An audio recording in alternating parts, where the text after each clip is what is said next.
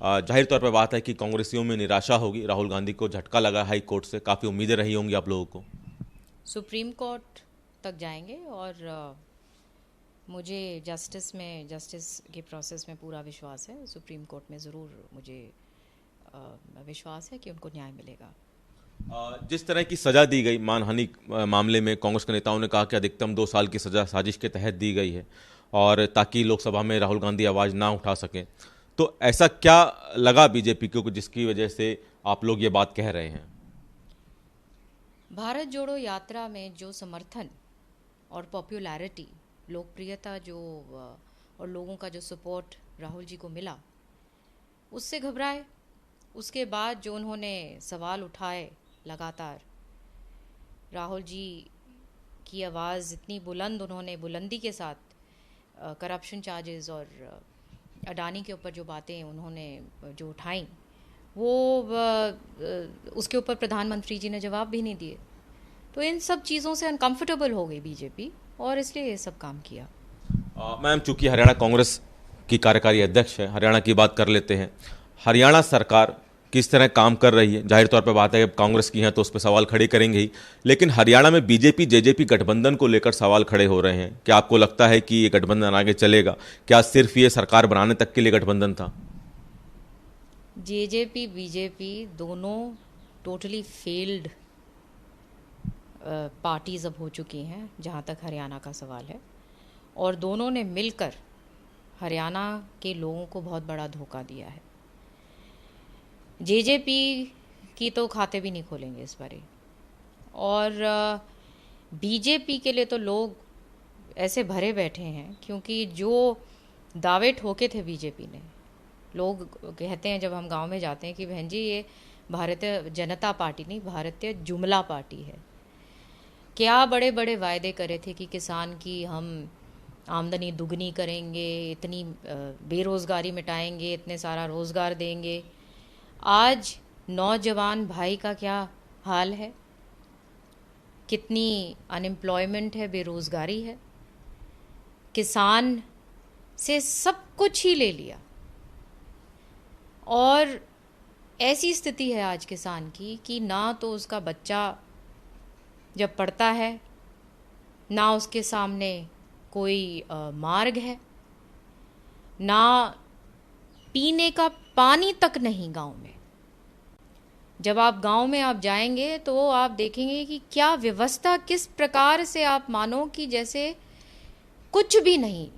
Ma'am, एक सवाल कि आप कमियां गिनवा रही हैं, जाहिर तौर पर बात है कि कांग्रेस के नेता हैं आप, लेकिन सरकार कह रही है, बीजेपी कह रही है, मनोहर मुख्यमंत्री कह रहे हैं कि हमने बहुत कुछ बदला है पिछले जब समय सरकार आई है, ऑनलाइन कर दी है तमाम चीज़ें।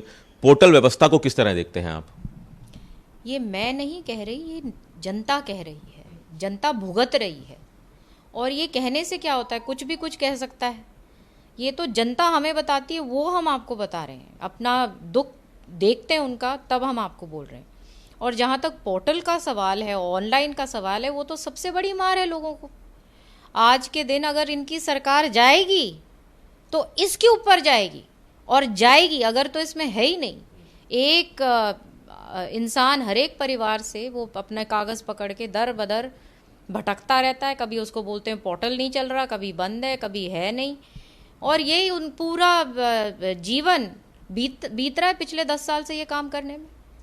मैम, कांग्रेस, जिस तरह से आपने भी कहा कि सरकार जाने वाली है, कांग्रेस को किस तरह दिखता है कि अब चूंकि लगातार ये कहा जाता है कि हरियाणा कांग्रेस धड़ों में बटी हुई है, हाल ही में एक प्रेस कॉन्फ्रेंस चंडीगढ़ में भी हुई, किरण चौधरी जी, रणदीप सुरजेवाला जी, कुमार शैलजा जी एक साथ आई, तो उसके बाद ये और लगने लगा कि अलग से अपना वर्चस्व दिखाने की कोशिश कर रहा है एक धड़ा। तो क्या वाकई में हरियाणा कांग्रेस धड़ों में है? आप कार्यकारी अध्यक्ष हैं, आप कैसे देखती हैं इसको? इसमें कोई कोशिश कोई नहीं कर रहा। ये बड़े लीडर्स हैं सारे, और आज के लीडर्स नहीं हैं। ये बहुत लंबे समय से राजनीति, हरियाणा की राजनीति में, सेंटर की राजनीति में, अपना कांग्रेस की राजनीति में ये अपना दबदबा रखते हैं। ये वो लोग हैं, तो ये कह देना कि वो कोई कोशिश कर रहे हैं, और उन्होंने लोगों के जो मुद्दे हैं, जो बहुत ज़्यादा आज के दिन किस प्रकार से नौजवान परेशान है, वो मुद्दों को उठाया।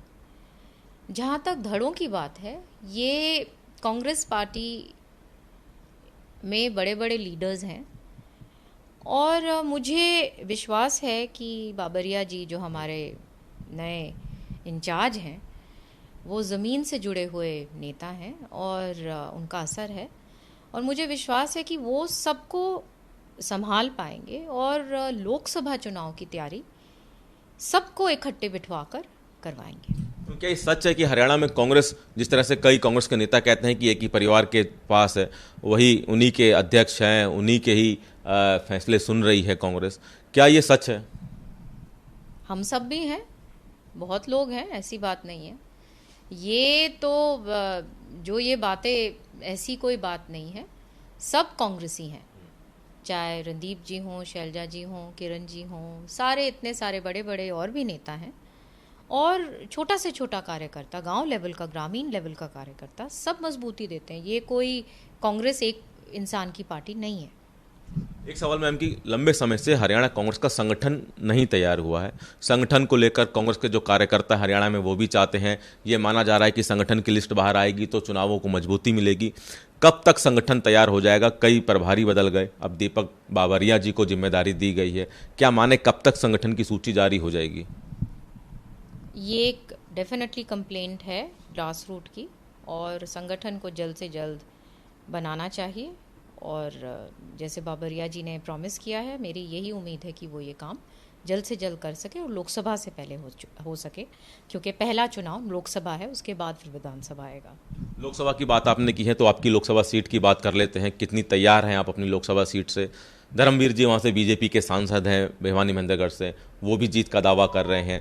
आप कितना तैयार हैं? आपके परिवार का गढ़ रहा है भिवानी। अब तैयारी में लगी हुई हूँ और लोगों का पूरा प्रेम है, मान सम्मान हमेशा दिया है और खूब मुझे अपने कामों पे विश्वास है। मैंने अपने टाइम पर बहुत मेहनत के साथ, ईमानदारी के साथ हल्के के लिए ज़बरदस्त काम करे थे और एमपी के रिकॉर्ड अगर आप उठा लीजिए तो पूरा हरियाणा में सबसे ज़्यादा काम उस रूप में, चाहे क्वेश्चंस हों, चाहे प्रधानमंत्री रिलीफ फंड में लोगों का इलाज जो अफोर्ड नहीं कर पाते थे उसकी बात हो, चाहे एनसीआर की बात हो, कॉलेजेस, महिला कॉलेज, यूनिवर्सिटी, मेडिकल कॉलेज, पीने की पानी की व्यवस्था, अनगिनत काम जो मेरे सामने आया, हर काम मैंने कोशिश करी करने की और बहुत काम हो पाए।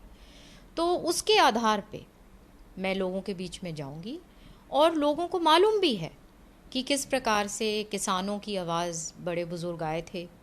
मुझे याद है आज के दिन किसानों का क्या हाल है, आप सबको पता है, और आंदोलन करते हैं उनके ऊपर तो लाठी चार्ज होती है। हम लोग तो इतनी ज़ोरों शोरों से आवाज़ उठाते थे अपने किसानों के लिए और पाला मेरे वक्त पड़ा था और फसल दक्षिण हरियाणा की ख़राब हुई थी। उस वक्त पाला शब्द को प्राकृतिक आपदाओं में शामिल करवाया था, उसका कानून बनवाया था और 30 करोड़ से भी ऊपर का मुआवजा दक्षिण हरियाणा में मेरे टाइम पे बटा था। तो ये काम होते हैं एमपी के। आपको लोगों की लाइफ के अंदर, जीवन के अंदर, आप जो आपके हल्के के मुताबिक आपको बात करनी है और वहाँ पे उनके जीवन में तब्दील, बेहतरीन उनकी लाइफ हो सके। यहाँ पे तो जो एमपी हैं वो तो घूमते ही नहीं है, सब कहते हैं कि जी चलती कोनी, जी चलती कोनी, बेचारा चलती। अब आप बेचारे बनने आए हो तो फिर आप बैठ जाइए, फिर आराम करिए। किस बिहाव पे कह रही हैं कि 10 की 10 लोकसभा सीटें हम जीतने जा रहे हैं अगले साल? आप कह रहे हैं कि धर्मवीर जी जो कि आपकी लोकसभा सीट से सांसद हैं, तो बीजेपी किस बिहाव पे ये कह रही है? अब बीजेपी को तो कुछ ना कुछ कहना ही पड़ेगा ना, वो ये थोड़ी कहेंगे कि हमने कुछ किया ही नहीं। क्या दावा करती है सीटों को लेकर, लोकसभा सीटों को लेकर? मतलब 10 में से कितनी लोकसभा सीटों पर कांग्रेस की दावेदारी? 10 की 10 बिल्कुल।